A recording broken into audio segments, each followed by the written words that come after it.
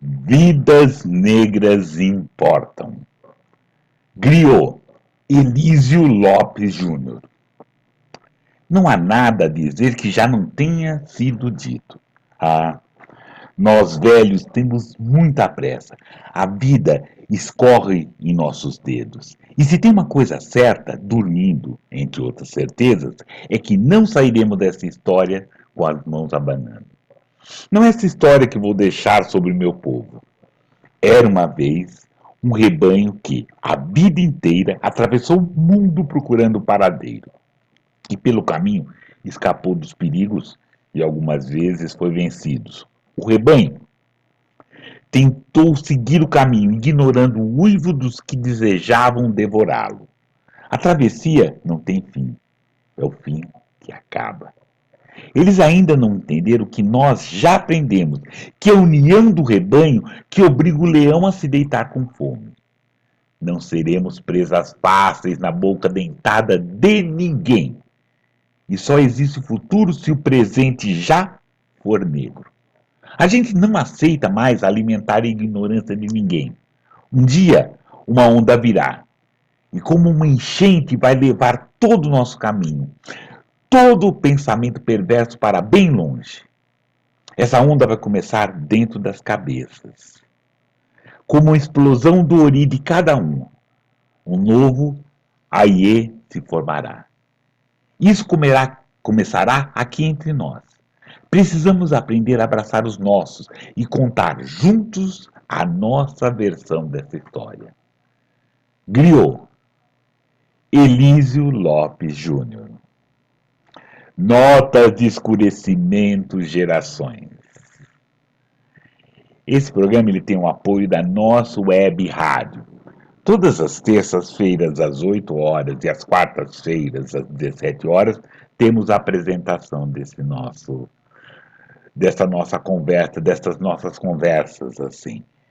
E agora eu vou chamar aqui por meio dessa nossa grande conversa, Helêndia Elendia Cardoso. Falei o nome dela errado, infelizmente, mas ela vai me corrigir. Querida, por favor, vem, Helênia. Vem aqui no meio, vamos conversar, querida. Muito Boa obrigado pela noite, sua presença, querida. boa noite a todas, boa noite a todos. Gratidão, Camilo, por estar aqui. Peço licença para chegar nesse espaço de troca, de acolhimento, de afeto. Já me sinto muito honrada de poder estar aqui, ter essa conversa, essa troca. Tenho certeza que eu não vou sair a mesma como estou chegando. Gratidão. Nós não iremos sair os mesmos, assim. Isso que é bom, essa que é a ideia dessa nota de escurecimento. E aí eu peço, Helenia, que você se apresente para a gente, por favor. Meu nome é Lênia Cardoso, tenho 41 anos, sou mulher preta, da cidade de Salvador, Bahia, a cidade mais preta fora do continente africano. Sou mãe de Teuaquim, de 3 anos. Sou professora de História, né, formada na Universidade Católica de Salvador. Tenho especialização em História da África e Cultura Afro-Brasileira e Indígena. Atuo nas redes estadual e também na rede particular de ensino. Né? Poeta desde sempre, porque eu sempre gostei de escrever, esse lugar da escrita, né? Para mim, no caso, tendo sido publicado, é um lugar novo ainda que eu estou, né, adentrando, mas me sinto muito honrada de ter encontrado pessoas no período da pandemia, né, que apesar de eu não conhecer pessoalmente, viram uma potência na minha escrita e me convidaram para poder participar de 4 antologias que eu tenho muito orgulho de poder, né, participar e potencializar, né, as nossas narrativas, né, nada sobre nós sem nós. Acho que é chegada a hora de a gente se apropriar e desenvolver nossas próprias narrativas. Então, eu sou essa mulher de caminhada, de 41 anos de caminhada, que estou aprendendo, né, a ser, né, com um filho de 3 anos, que eu venho aprendendo muito. Me reinseri no mercado da educação recentemente, novamente. Eu tenho uma outra formação, mas eu atuei durante muitos anos no mundo corporativo e posso te dizer, Camilo, que essa minha maternidade me fez voltar para esse caminho da educação. Então, o Sankofa, para mim, tem esse significado de olhar para trás e tomar o caminho de volta, colocar esse ovo na boca e potencializar outras mulheres também através de um projeto que eu tenho chamado Maternidades Plurais no Instagram, né, que aconteceu na pandemia junto a uma amiga de longa data chamada Teresa Montenegro. A gente se viu imbuída no processo da pandemia, né, com a perda dos nossos trabalhos, né, sem renda, no mar de incertezas, né, ali em 2020 a gente não sabia meio o que ia acontecer, né, tudo muito incerto, como ainda está, mas a gente está mais se apropriando dessas realidades. Eu falo realidades porque cada realidade se mostra um caminho diferente, não dá para a gente achar que todo mundo está no mesmo, né, lugar. E a gente sabe que, infelizmente, a economia no Brasil ainda está sofrendo esse limbo e que as mulheres pretas estão na base dessa pirâmide ainda sofrendo os efeitos há mais de 500 anos dessa economia que, em verdade, nunca nos olhou, nunca nos favoreceu. Nós sempre tivemos esse espírito do que hoje chama de empreendedorismo. Mulheres pretas aqui no Brasil sempre perdemos, né? As baianas de acarajé, as marisqueiras, as lavadeiras, e tantas outras que sempre tivemos que nos reinventar, porque esse mercado de trabalho formal, dito livre, assalariado, nunca nos olhou. Então, as mulheres pretas estão sempre se reinventando e à frente dessas grandes legiões. Né? Se hoje nós chegamos até aqui, porque muitas e muitos também nos trouxeram até aqui através das irmandades, dos terreiros de candomblé, mas, sobretudo, essa força ancestral que me traz até aqui. E eu digo com muita tranquilidade que essa minha maternidade me fez me olhar de uma maneira mais afetiva, mais humana, e que eu decidi voltar, né, a atuar no mercado de educação, porque eu percebi que a minha presença, a minha existência poderia potencializar outros meninos e outras meninas pretas a um país que tem um projeto político de apagamento histórico nas matrizes africanas e indígenas. Então, eu quero ser essa voz dissonante que vai contribuir. Eu sei que às vezes a gente vê esse mundo da educação como uma gotinha, né, de água no meio a uma floresta incendiada que se incendeia, que se alastra. Mas eu creio que atrás de mim vem muitas e muitos outros e faz com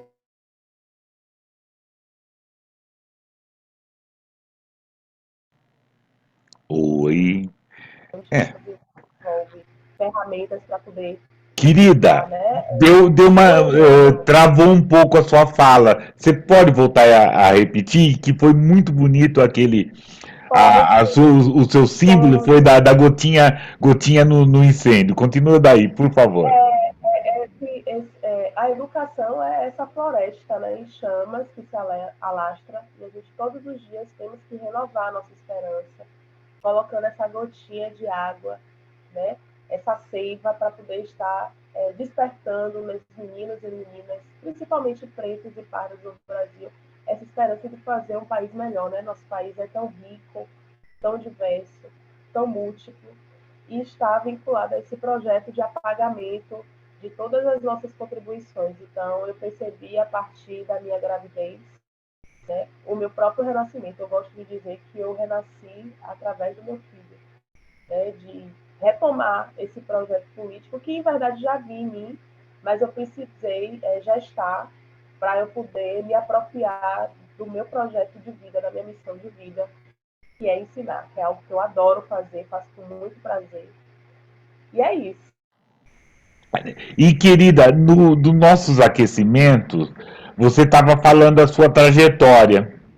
Eu peço assim, conta, né? Conta para todos nós que estamos assistindo, estão nos Salvador, ela não ouvindo. é só, né, os pontos turísticos, né? Salvador é para além do Farol da Barra, para além do Mercado Modelo, para além das praias de Itapuã cantadas por Caíme e tantos outros. Então, a minha família é oriunda, ela vem do subúrbio ferroviário de Salvador, que é um lugar pouco visitado, pouco difundido, né? Que é um grande aglomerado urbano, né? Que tem mais de 25 bairros, tá? E a minha família, ela vem de Piripiri. Quem nunca ouviu falar do Araqueta de Piripiri, que é o primeiro bloco afro, inclusive, presidido por uma mulher, que é a Dona Vera Lacerda. Então, eu posso te dizer que a minha família, ela é ali do subúrbio ferroviário de Salvador, de Piripiri, tá?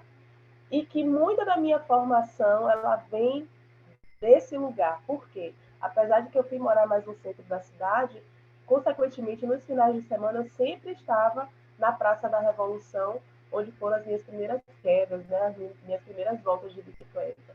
E o fato de eu estar me deslocando do centro para o subúrbio da cidade me deu uma amplitude, né, da multiplicidade que é Salvador, né, da multiplicidade sociopolítica, econômica, cultural. E isso me constituiu enquanto mulher preta, porque apesar de que quando meu pai, que é industriário, foi morar mais para o lado do centro da cidade, eu não tinha muito contato com pessoas negras. E, infelizmente, eu não tive esse letramento racial dentro da minha própria casa. Né? Meu pai investiu muito na minha educação. E eu pude recentemente perguntar a ele, meu pai, por que o senhor não conversava com a gente sobre questões raciais dentro de casa? Porque eu não tinha como. O que eu pude fazer foi investir na sua educação para que você buscasse essas ferramentas. E isso veio através da arte, através da música. Né?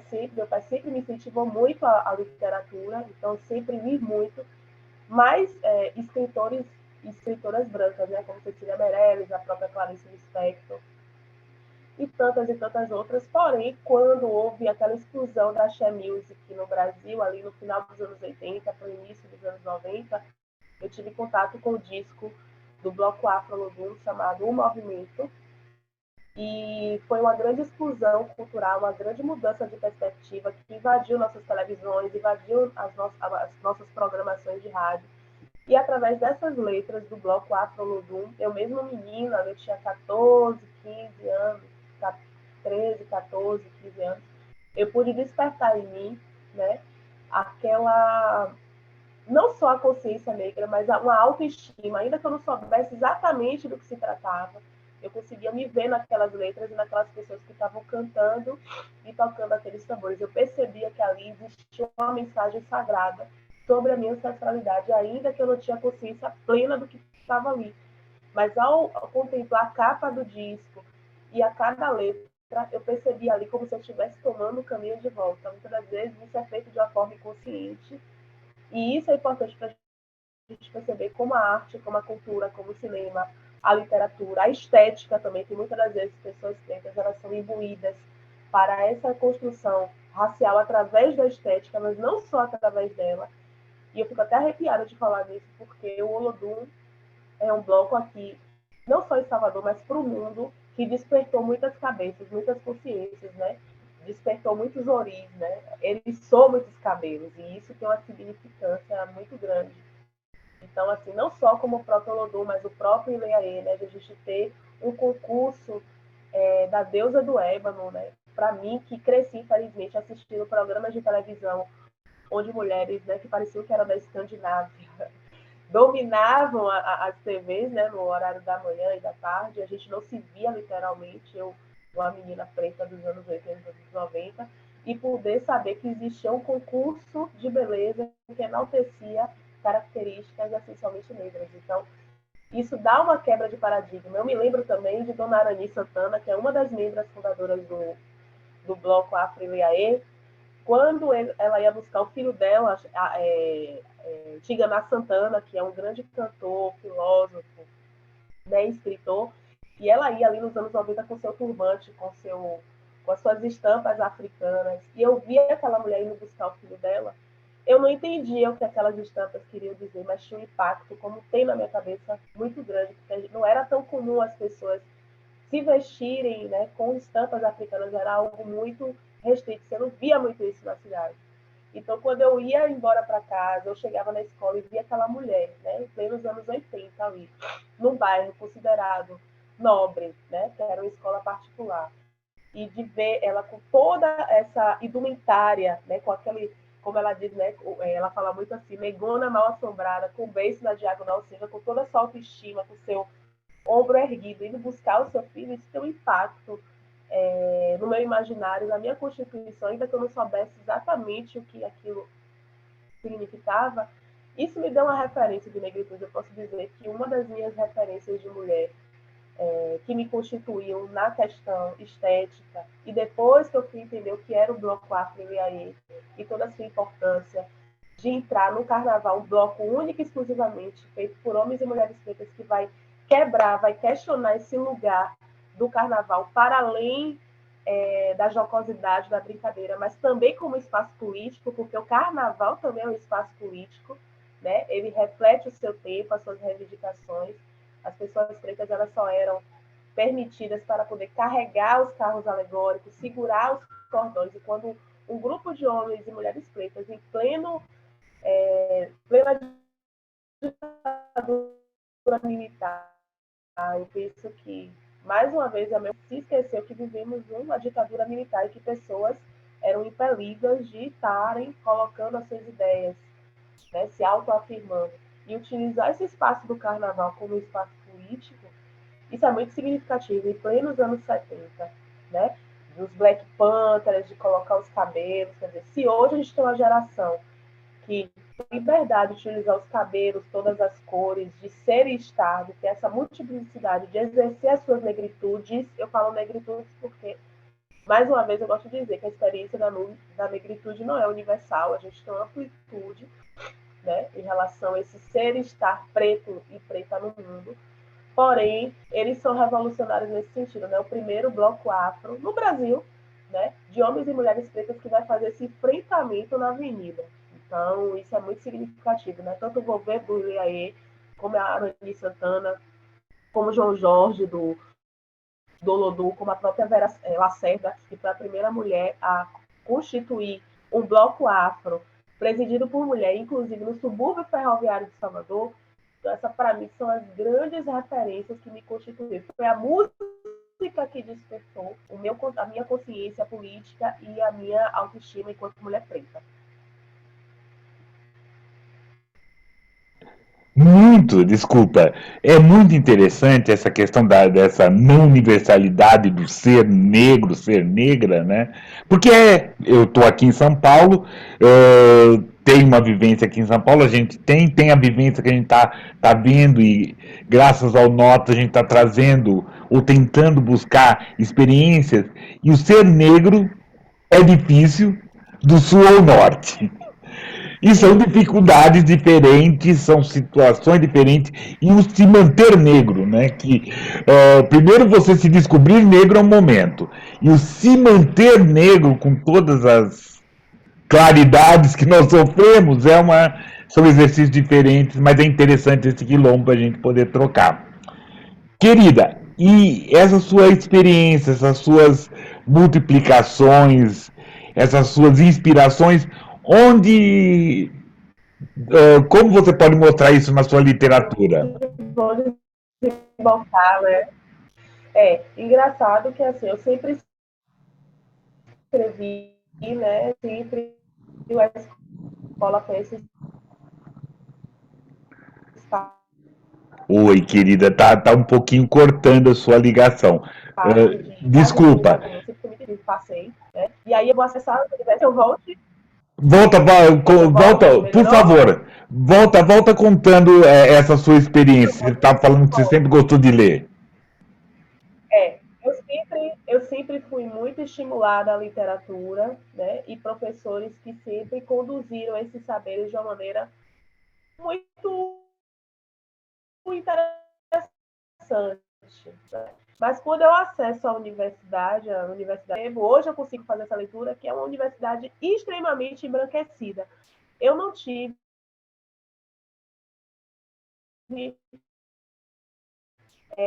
na minha bibliografia, nas minhas referências, Milton Santos, a própria Beatriz do Nascimento, e tantas outras, Dona Nilma Limo Gomes, né? Tantos e tantas outras que poderia, né? Sendo a faculdade de História, de a gente poder acessar esses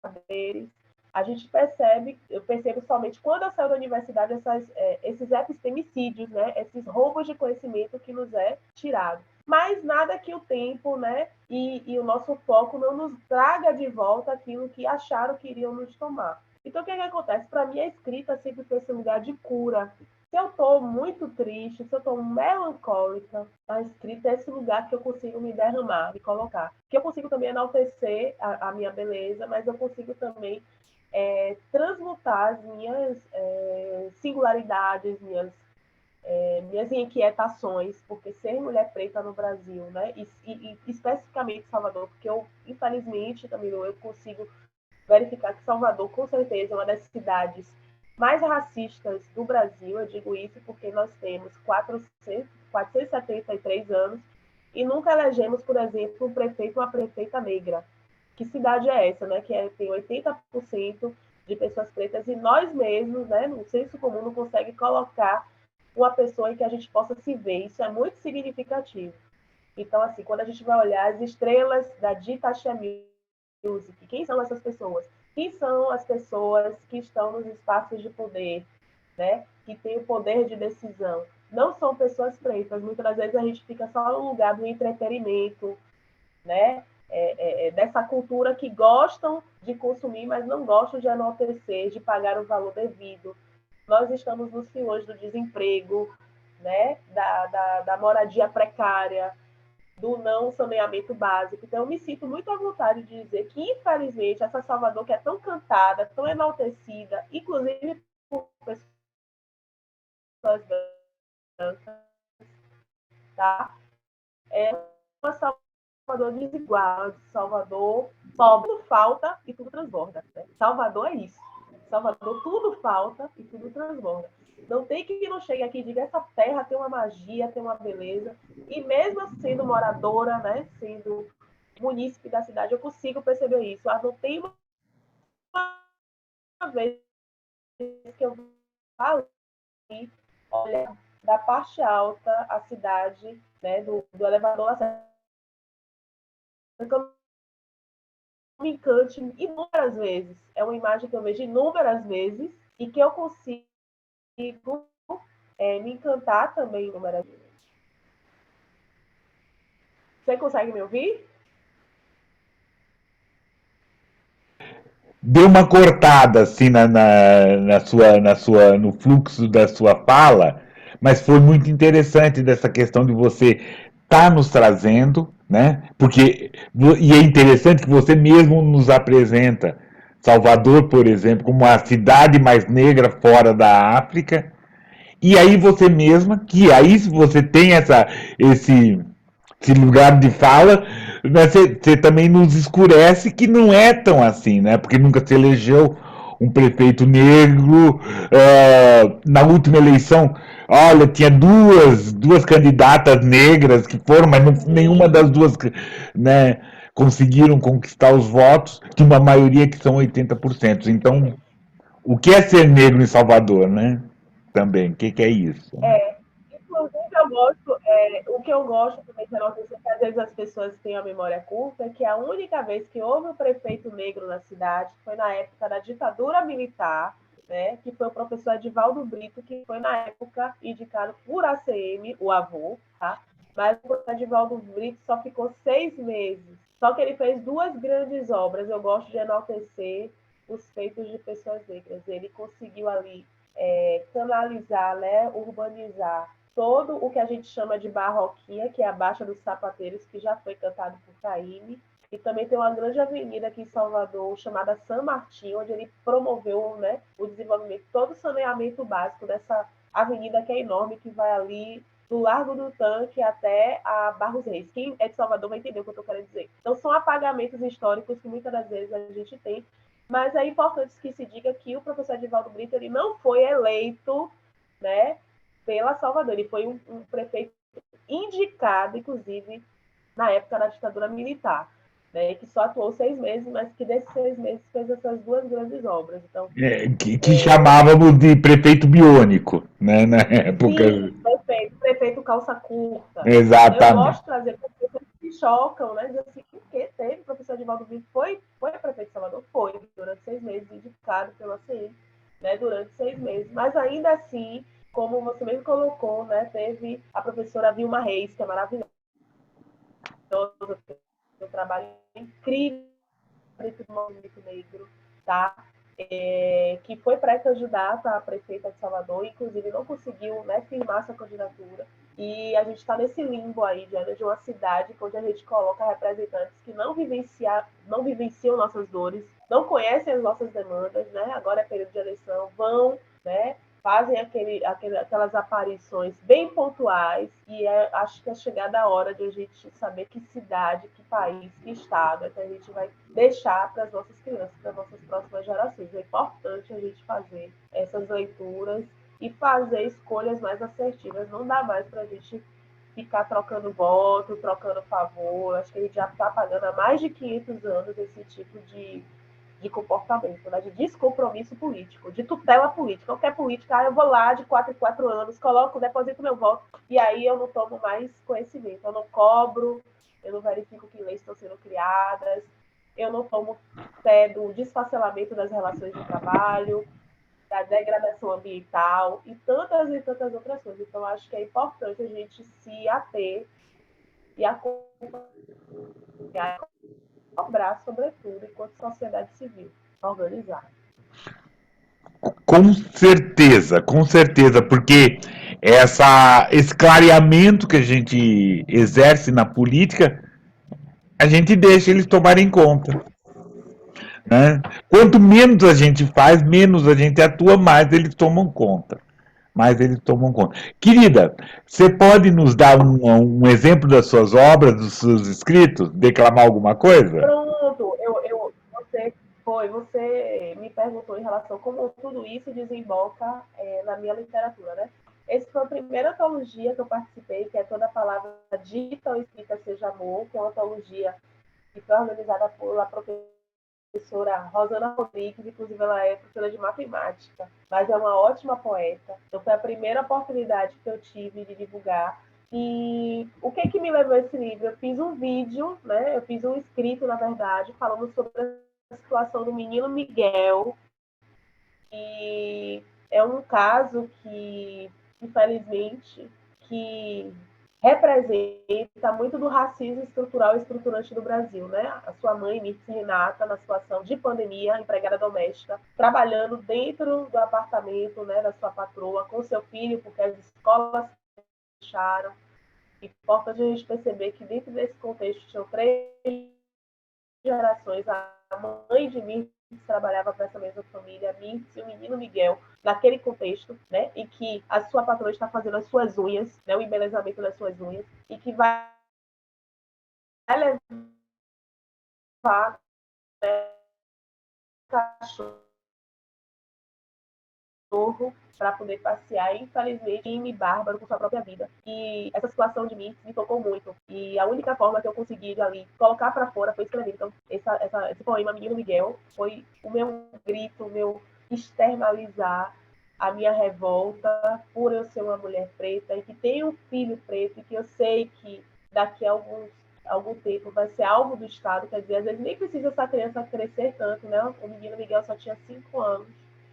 Mas como esse caso, que até hoje não foi solucionado, ele representa o racismo estrutural e estruturante do Brasil. A mulher que não pôde se recolher, não pôde cumprir sua quarentena, continuou servindo, né, o seu serviço essencial, vamos colocar as devidas aspas, e que seu filho estava naquele contexto, e que aquela patroa, né, que tinha os seus filhos cuidados pela Mirce, que era empregada doméstica, enquanto filhos, né, em um minuto, por causa de 5 segundos, a Mirce sempre fala isso em suas entrevistas, não houve empatia, não houve paciência, porque ali não era um menino para aquela senhora, a tal da Corte Real, né? Até o nome dessa família é muito representativo. Corte Real. Que corte é esse, né? Que tão profundo que estamos até o dia de hoje. Então, assim, foi um dos primeiros foi esse poema, que foi para esse livro. Se vocês me permitirem, eu posso ler aqui para vocês compreenderem como é que foi essa externalização. Por favor, querida, por favor. Então vamos lá. Menino Miguel, né? Eleva a dor. Abre-se a porta, aperta-se um botão. Estamos por nossa própria conta. Estive por muito silenciado, mas agora ninguém nos fecha o bico. O banzo, a saudade atravessam o nosso DNA. Ventre livre? têm que trabalhar e não têm com quem deixar. Corpos continuam acorrentados, atingidos por toda forma de opressão, encontrados pelas balas, pelos açoites. A cada 23 anos, uma mãe melaninada chora. O mesmo sangue e suor desde 1500 sedimenta as bases das Américas. 1888, 2020, e ainda tudo nos é negado, sobretudo a humanidade. Rostos continuam estampados em todas as mídias, sem conseguir respirar. Passeios com o cachorro, travessias no Atlântico, a quem importa? E aí, nesse limbo, teve também a questão do George Floyd, né? Que eu tentei colocar aqui também. Tentei não, coloquei, né? Porque 2020, assim como 2022, e desde quando fomos trazidos, não tem sido fácil pra gente. Então foi... Não precisei ser mãe de Miguel para eu sentir aquela dor, sabe? Para que as lágrimas, quando eu soube da situação. Eu pude fazer uma live com o Virtus Renata no Maternidades Plurais, foi a live mais difícil que eu fiz até hoje, porque você vê uma dor de uma mãe, de uma perda, né? Você vê que até quando uma mãe perde o filho, nem se tem nome para isso, mas que, infelizmente, dessa dor ela está travando uma grande luta política. Hoje ela é estudante de direito e está conseguindo travar várias lutas junto com redes de mulheres negras. Eu percebi que a consciência política e racial de Nietzsche se potencializou depois. Ela fez dessa perda, dessa dor, uma luta política, né? O punho cerrado. E nesse sentido, eu fiquei assim, né? Pena que teve que ser desse jeito, né? Muitas vezes o nosso despertar político vem da dor, né? Sim, sim. E eu pensando aqui, né, e aquele palpite completamente descartável, esse seu trabalho também talvez possa evitar esse momento, né, e ter essa consciência de uma outra forma, não pela dor, mas pela prática. E isso é importante, esses trabalhos educacionais, que não são gotas, me perdoe, não são gotas, né, nesse incêndio, mas é aquela enchente, aquela onda, né, que o Eliseu falou no começo, que a gente tem que fazer. Para que evitar pela dor, né? Pela dor dói, né? Desculpa ser redundante, né? Mas pela dor dói. Então que a É gente imenso, né? consiga fazer na prática, assim. É, com certeza. E assim, hoje eu vejo Virtus atuando, né, à frente, multiplicando saberes, né? Infelizmente que foi através da dor, da perda do seu filho, mas eu creio que a gente vai evitar de perder outros miguéis, sabe? E de transmitir, se submeter a esse mercado de trabalho cruel, desumano, que nos desumaniza, que nos expropria, que nos explora, que nos diz que nos vê como da família, mas que em verdade nos vê como serviçais, né? Sem alma. A gente continua para essas pessoas sem alma. Né? As nossas vidas continuam não importando para essas pessoas. Então, que a gente possa se desenvolver, se potencializar, se especializar para que a gente possa dizer não a esse mercado que só nos explora. Esse é meu sonho, esse é o meu desejo. Esse é o nosso trabalho também. Também. Aí você contou dessa sua primeira incursão nessa antologia, né? E depois, o que que veio? Bom, aí a Rosana Rodrigues me chamou para esse livro aqui chamado Nossas Linhas Negras na Pandemia, né? E que ela me deu a honra de escrever, de eu estar no miolo do livro, mas também estar na orelha, né? Fiquei muito honrada. Eu digo, meu Deus do céu, eu nunca que imaginei escrever nada e de repente estou na orelha de um livro. Para mim, assim, para nós, mulheres e homens pretos, escrever e poder publicar é um ato político, né? Porque se a gente nunca pôde contar a nossa história através de nós mesmos e a gente se vê, né? Eu me espelho muito nesses livros, me dá orgulho de ver mulheres aqui, homens que eu admiro tanto, como Suede Fernandes, como Márcia Pereira Odara, como Jonathan Nascimento, a própria Rosana Rodrigues, né? Eu fico assim, cara, eu tô aqui, sabe? Eu fico assim, às vezes ainda fico, parece que é um lugar do sonho que eu já realizei, mas eu ainda olho com muito afeto. nesse quilombo aqui literário. Fico muito feliz. E tem um texto chamado Vale do Guaporé, que eu me inspirei em Sojourner Truth, né, que para mim é a primeira grande feminista preta, né, que reivindicou o lugar das mulheres pretas lá no século XIX, né, perguntando se ela não era uma mulher. E esse texto eu fiz justamente no dia 8 de março, né, que eu gosto de chamar de 8 de aço, que é esse lugar, né? Porque eu não sou só mulher em março e não sou só preta em novembro. Então a gente tem que estar reivindicando esse lugar das nossas humanidades 365 dias por ano. E aí eu acho que ficou muito, muito bom. Eu gosto muito desse poema, ele me representa muito. E representa muitas irmãs também, eu tenho certeza. Posso? Pode sim, querida, por favor. Então vamos lá, Vale do Guaporé. Chegamos embarcadas no mar de incertezas, regada às lágrimas malignas, desafogando triste viagem na barra da saia rasgada em que nascia a Baiomi. Corpos atirados ao Atlântico, bibliotecas queimadas, raízes cortadas adubaram a matriz da civilização. Suor, sangue sequestrado que construiu as bases das Américas. Corpos negros femininos, amas secas, mães de leite, violentadas. Nas lavouras, Casa Grande senzala. Servidão, subserviência, silenciadas em suas potências americanas.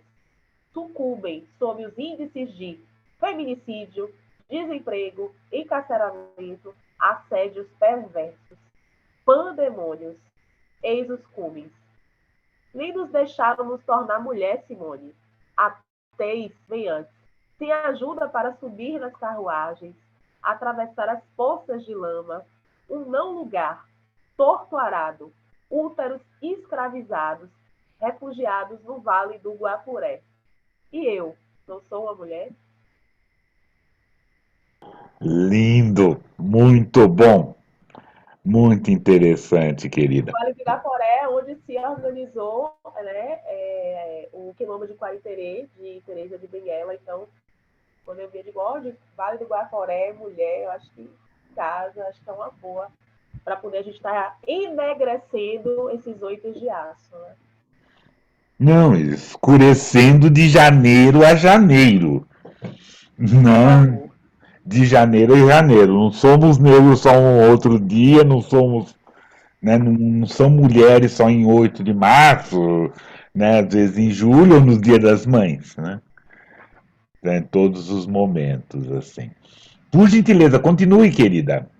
Que temos Bom, mais? esse livro aqui, que é lindíssimo, eu tenho orgulho também de ter participado desse livro, é lindo, tanto o projeto gráfico dele, que é a Literatura Negra Feminina, que foi organizado por Elisandra Souza e Yara Aparecida, e também foi através do vídeo, porque assim, eu escrevi o poema Menino Miguel e eu tinha vergonha de mandar para a Wix. Aí teve uma chamada de a gente declamar o nosso poema, aí eu peguei, declamei o poema e mandei.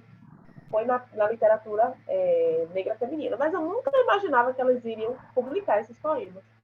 Desse poema que eu peguei e fiz o vídeo, eu até mandei o vídeo para mim. Foi aí que eu tive coragem. Eu digo, olha, estou com a minha cara aqui, eu vou mandar para ela. Ela agradeceu e eu cheguei a encaminhar esse livro aqui para ela.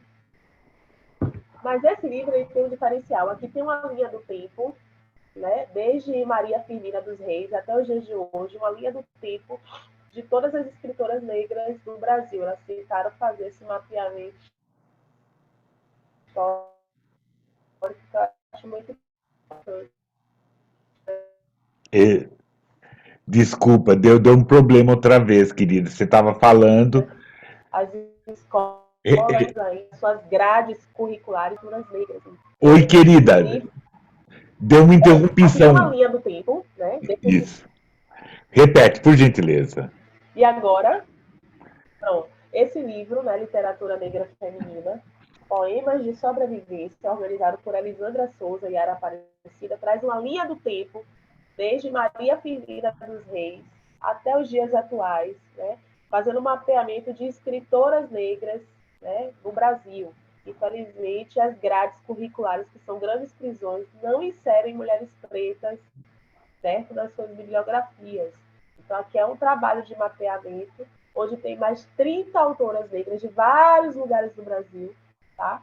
Então, aqui você vai encontrar poemas de São Paulo, poemas do Rio, Minas Gerais, Bahia, e tantos Brasis que a gente não conhece, né? O Brasil não conhece o Brasil. E se vê nesse quilombo literário feminino, né? Com um trabalho gráfico incrível, né? Aqui, só nesse, tá dando para ver? Tá, Meio que sim. contando história. Não sei se você percebeu aqui, eu tenho aqui as deusas do ébano, né? Eu falei que minha consciência racial veio através dos blocos afro. Aqui tem a maternidade das mulheres grávidas, a linha do trem do subúrbio ferroviário de Salvador. Infelizmente, né, a linha do trem deixou de circular, agora vai ser transmutado para a VLT. Então, assim, ela meio que nessa fotografia contou um pouco da minha história, dessa montagem, né? E teve esse cuidado belíssimo da concepção desse livro, onde eu trago aqui Punhos de Ébano, que é justamente os negros que atuaram contra a ditadura militar. Quando a gente vai ver filmes sobre a ditadura militar, a gente não vê a atuação da população negra nesse contexto. Não sei se você percebe isso, Plínio, o que, é que você acha? Percebo, sinto falta, né? E fala e que dentro dessa luta, dentro dessa militância da esquerda, existe um apagamento do negro, da situação do negro. Mal falam, tá aí, já falam, sabe, em Conceição do Araguaia, que teve, mas mal fala dessa postura negra, e a gente lembra que tinha. Eu vivi essa época. Não era dessa forma, não, mas era em outros lugares, né? Aqui em São Paulo, a resistência estava em outros lugares, né? Estava em outros lugares e estava forte, tinha essa discussão, assim, né? Pois Tanto é, é então, que tanto é que em 78, só fechando, tanto é que no momento, teve um momento que aí o movimento negro, principalmente aqui em São Paulo, cansou dessa questão de querer participar, falou, ó, então somos nós e vamos fazer o nosso movimento. E aí saiu várias outras coisas a partir daí começou o movimento negro unificado. Sabe assim? Não queriam que a gente fizesse parte, era interessante isso, assim. é, então, assim, eu fico olhando como essa indústria cultural, né, principalmente de cinema, e de literatura também, né? Agora teve o Marighella, que fez esse tampão, mas eu acho que Marighella é só uma das figuras, né, que tiveram à frente desses processos de luta contra a ditadura militar, mas tem vários outros. Eu tento aqui nesse texto trazer à baila alguns nomes de homens e mulheres que lutaram, né? Deram suas vidas, pagaram com suas vidas, ceifando suas vidas contra essa ditadura militar, que infelizmente eu percebo que existe uma exaltação a essa ditadura militar que muitos jovens não viveram, mas fazem questão de ficar enaltecendo algo que não viveram e que ceifou a vida de grandes potências. E nesse limbo, né, homens e mulheres negros. Então, nesse texto, Punho de Ébano, nesse livro, saiu o Menino de Miguel novamente, mas eu digo não, eu acho que ainda existe pouca coisa escrita sobre a participação da população preta no contexto de ditadura militar. Então, acho importante a gente trazer a baila, enaltecer quem veio antes, né? Acho importante. Vou lá, posso? Por favor. Vamos lá. Punhos de ébano. Capturados e embarcados nos porões tumbeiros, embalados nos murmúrios, ondas do Atlântico, trazendo água nos olhos, regando o misterioso mar de certezas, trouxe sequestrada a grande matriz da civilização. Lágrimas, suor, sangue, açúcar, ouro, café, cerne das riquezas da nação violenta tropical que expropria, explora, estupra, desumaniza, mata Atlântica encantada, miscigenada, massacrada. A quem pertence a glória dessas histórias? Lei da áurea vadiagem, legislações de papel, que conduz os corpos negros para as favelas, subúrbios, periferias, prisões arbitrárias. Cortinas de fumaça abrem as janelas do passado, revelam as violências, torturas, e aos que trazem na pele a cor da noite, todos os dias são de chumbo. opositores do regime, perfil azeviste, roupas coloridas, calças largas, cabelos como coroas ao alto, punho cerrado, entoando gritos de ordem e de dor. Black Panthers Tupiniquim, expulsos do paraíso racial. A arma é musical. E que bloco é esse? Oswaldão, Marighella, Luiz José da Cunha, João Rodrigues da Silva, Wilson Simonal, Lélia Gonzalez, Abdias, Beatriz do Nascimento, Antônio Carlos dos Santos, eis a Frente Negra Brasileira, o Teatro Experimental, o MNU, revolucionando, fundando quilombos em pleno carnaval, onde nunca houve democracia racial. Não quis saber, mas nós viemos mostrar para você. Muito legal, muito querido. E aí aproveitar essa sua deixa e pedir uma licença para a gente fazer a nossa estante preta, que tem muito a ver com com esse seu poema. Pedir licença e aproveitar para pedir para quem está nos assistindo, agradecer a paciência de todas e de todos, assim, para assinar o canal. Assine, comente assim, essa nossa conversa, façam uma crítica, né? Comentem, porque quanto mais comentam, mais vai levar essa conversa, que é importante para todos e todas. Né? Tem, né? O nosso escurecimento é uma coisa que está se formando, tem suas, seus defeitos, né, seus amadorismos, a gente está falando sobre essa literatura negra. Nós estamos construindo, tá certo? Então vamos lá, vou pedir licença, querida, e para nossa estante preta. Vamos lá. Pedir para que a gente vá conversar, vá fazer, vá estar falando dessa estante preta, desse nosso primeiro livro. Vamos lá, já está em tela.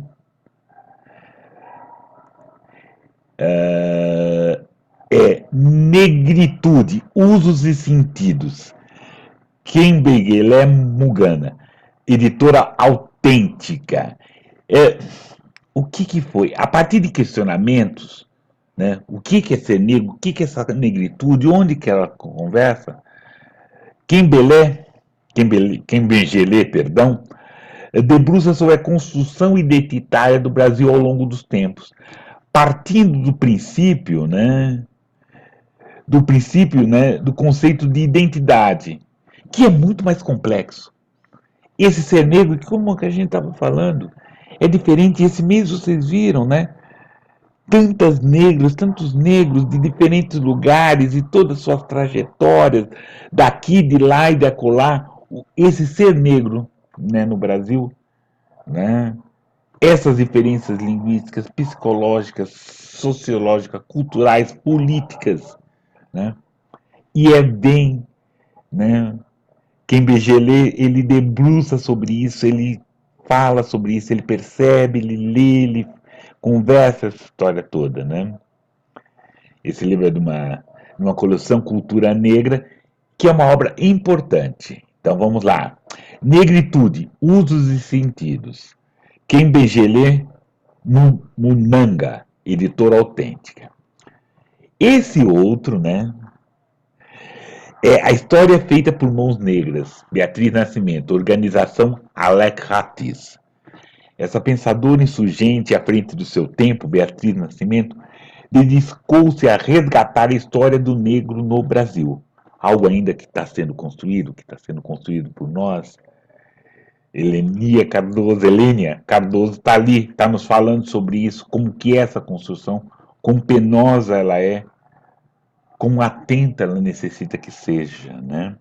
E aí nesse livro, né, o antropólogo Alex, ele traz 24 textos, né, de Beatriz, né, que reafirmam os aspectos centrais da obra dessa pensadora negra importante, que recusa o discurso, né, que reduz a uma simples problemática racial ou alguma questão econômica, mas mostra todo, como o livro anterior, mostra toda essa complexidade. História feita por mãos negras. Beatriz Nascimento, organização Alex Hatid. É um livro interessante. E por último, um que Helenia também falou é o quilombismo do Abdias do Nascimento.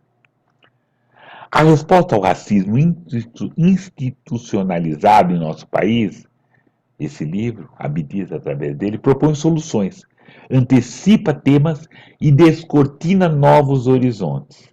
Isso foi escrito mais ou menos na década de 80, mas o é atual para nós pensarmos, né? Não só para nós darmos as mãos, mas para nós começarmos a atuar. Esse quilombismo do Abdias do Nascimento. Esse é apenas um livro, ele tem PDF. Querendo ler, procure. É muito importante. Ele fala, né? Ele tem uma questão datada, né? Da década de 80, 90, mas é muito importante para a gente pensar o que é ser negro nesse momento. O quilombismo de Abdias do Nascimento. E é isso, Helênia. Por favor, volte aqui, vamos conversar. Continuamos sua conversa. Conte assim a sua trajetória, por favor. Ah, e é isso. Eu sou essa menina, né? Essa menina baiana, me sinto uma menina ainda, porque quando a gente tem uma missão de vida, a gente se renova a cada manhã, né? Mãe, uma mulher preta, né, que ama samba reggae, que ama a cidade com todas as contradições que foram colocadas, que se debruça nas literaturas, né? Eu me repasso muito lendo, né, as figuras aqui de Salvador, como Carla Cotirene, uma mulher que me inspira muito a vida, a poesia, uma mulher mestre, né, em ciências, né, sobre a questão do feminismo negro, que tem um trabalho lindo enquanto assistente social, mas que escreve com tanta poesia, ciência com tanta poesia, né? Minha cidade é como eu disse, né? Ela tudo falta e ela tudo transborda. Né? Falei da Anemi Santana, falei do vovô do Iaê, falei do João Jorge, o próprio Lázaro Ramos, né?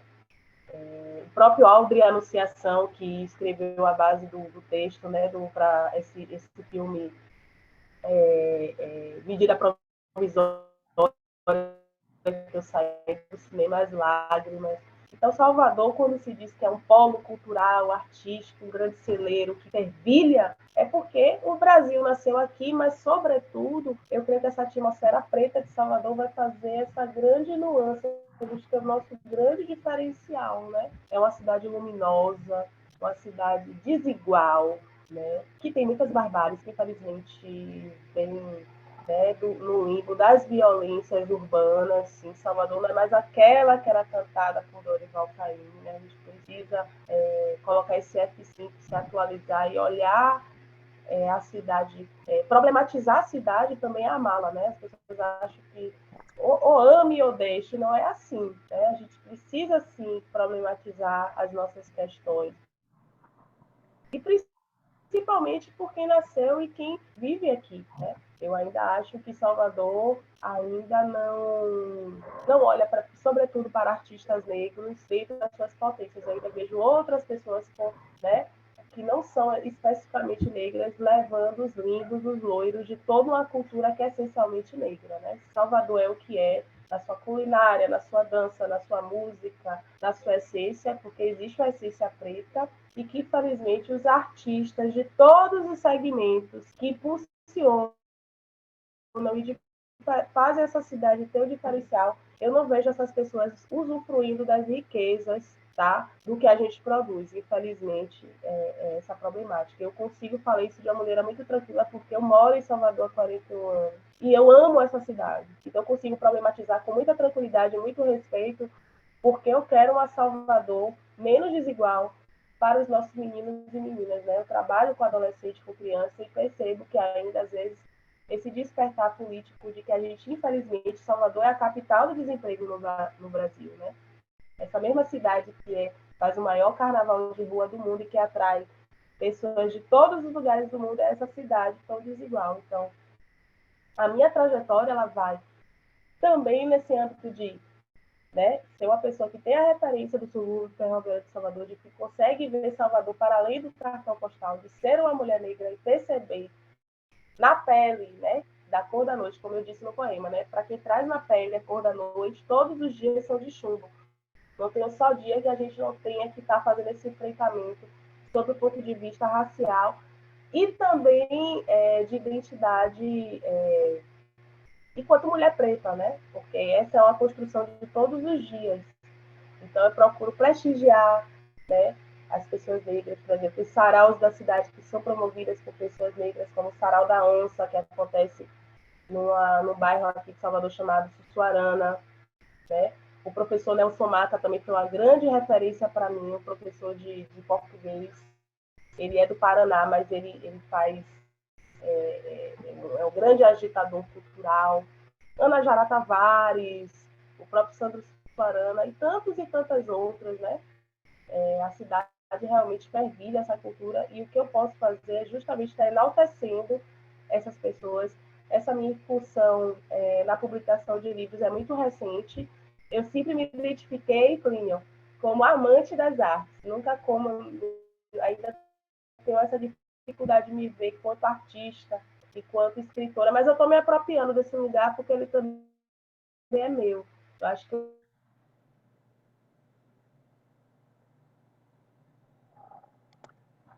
Oi, querida, Laura, cortou sua frase assim. E aí, aproveitando esse corte, nos conta também como que nós podemos também obter seus livros. Por onde que a gente pode conquistá-los? vocês podem falar comigo no direct, né, no Instagram, @Helenia Cardoso, tá? Helena Cardoso, E a gente arroba. conversa, eu mando para todo o Brasil, @Helenia Cardoso, onde vocês podem adquirir esses 4 filhinhos aqui, ó. São 4, com muito orgulho. Vamos enaltecer o trabalho de homens e mulheres pretas, gente. É o meu black, eu assim. Com certeza, querida, com certeza. Estamos agora no nosso final. Você ainda tem mais algum poema que você quer? Lógico que tem, mas você pode nos declamar um desse negócio, desse fechamento? E antecipando, agradecendo muito sua gentileza, sua paciência, né? Tá dedicando esse tempo para a nota de escurecimento e falar do nosso lado que você falou, não sairemos a mesma. E não saímos os mesmos porque a gente está apropriando, conquistou mais uma informação, um olhar, né, um escuro olhar sobre Salvador que nós não tínhamos. Porque muitos de nós têm um olhar de turista, tem um olhar do Oba-Oba, tem um olhar do Farol da Barra, e aprendendo que existe o Farol da Barra, existem essas outras coisas, mas também tem outros lugares, tem outras batalhas que precisamos contribuir, né? Salvador não é só essa festa, Com certeza, precisamos contribuir. precisa ampliar o olhar. Salvador é múltipla, é diversa, tem Nordeste chamado tem Piripiri, tem Gil Velho Brota, tem vários lugares, né? Palmiúdo, tem vários lugares que são verdadeiros quilombos urbanos, do próprio Cabula, que é um grande quilombo Sim. urbano. A gente precisa a liberdade, né? Do Pelourinho, para além dos cartões postais, saírem do lugar comum. Beleza. Por favor. Você vai declamá-la, querida? Vamos lá, deixa eu ver se eu acho algo mais alegrinho, Não, né? o saber da sua literatura já é uma alegria. Tá? Deixa eu ver algo aqui. Enquanto Helênia Cardoso procura esse texto, lembrar de vamos assinar, que nessa próxima semana você vê esse maio que nós tivemos bem produtivo, né? Vamos entrar agora em junho. Por gentileza, assine o canal, divulga, façam crítica, dê sugestões, nos oriente, fale, olha, vocês podiam chamar esse, chamar aquela, tem esse, tem aquele. Vamos lá, vamos tentar batalhar, vamos tentar levar o melhor possível essa nota de escurecimento, né? Essa literatura negro-brasileira, né? Que não é Por una, favor. né? Que são várias, né? Que também é Helênia Cardoso. Por favor. Com certeza, eu me sinto muito honrada. Esse poema eu chamo Label, que eu me inspirei num texto de Bell Hooks chamado Vivendo de Amor. Né? Esse lugar da autoestima e da afetividade para nós, pessoas pretas, é um lugar muito caro e que a gente vem questionando, fazendo alguns avanços, né, em relação a esses questionamentos e construções. Né? A gente sabe que uma das estratégias para que homens e mulheres pretos sobrevivessem à escravização era justamente reprimir as suas emoções. E quando Bell Hooks faz um texto como Vivendo de Amor, eu sugiro que todo homem, toda mulher preta lê esse texto. A gente entende como muitas das vezes os nossos pais, a forma de nossos pais dizer para a gente que nos ama é pagando uma escola, a gente andando com a roupa limpa, não faltar alimento. Às vezes essa é a forma que nossos pais encontram de nos dizer eu te amo. Mas tem muitos pais hoje que têm consciência disso e estão dispostos a falar assim, eu te amo, mas é uma construção histórica, a gente perceber que esse lugar nosso do afeto, ele foi muito vilipendiado, mas a gente está retomando os nossos amores, tá? Para além da dor, porque nós não somos só dor, e eu acho importante a gente falar disso. Então, é esse texto chamado Label que eu queria trazer para vocês para fechar aqui. Amas a imagem do espelho ou a inspeciona? Amas a textura dos teus cabelos, os fios prateados que despontam a cabeleira? Aceitas cada linha de expressão que te revela? Confessa cada feição para o mundo? Seu alto amor te abraça de corpo inteiro? Seios combalidos, estrias, estradas, coxas roliças, ventre saltado, quadris com textura, casca de laranja, unhas descamadas, sobrancelhas da mata. É que não vale, né? A sala está impecável quando os outros cômodos residem em furacão. Respire fundo, atenção a cada detalhe, desacelere. E quando tudo parecer caos, é chegada a hora de se amar um pouco mais, cada vez mais. Acolher, aceitar, ressignificar a imagem refletida no espelho, tantas vezes for preciso. Um mergulho profundo para dentro de si. Transitar entre águas turbulentas e de calmaria, transbordando amor interior. Muito legal, querida, muito legal. Então agradeço a gentileza, a sua paciência. Foi muito produtiva a conversa. Vamos ter mais. Vou convidar você para uma kizumba para só declamar seus poemas, trazer mais gente daqui, dali, de acolá. Obrigado, querida. Por favor, agradeço mesmo. Muito obrigado. Eu agradeço, eu fico muito honrada, minha alma fica em festa quando a gente pode dividir, trocar e crescer juntos. Gratidão, Plínio, que o seu projeto ele cresça, né? Ele desperte consciência, desperte os ouris. E tamo junto, gratidão. Quando vier para Salvador, por favor, venha me dar um abraço, viu? Não, mas lógico, né? Já está marcado. Isso é um fato, querida. Agradeço a gentileza, muito obrigado. E esse meu projeto é realidade. Quando eu consigo, tenho o prazer de chamar e você aceita, ele já está dando certo. Até, querida, tudo bom? Até todas e todos. Muito obrigado. Até mês que vem. Preste atenção. Abraços. Salve.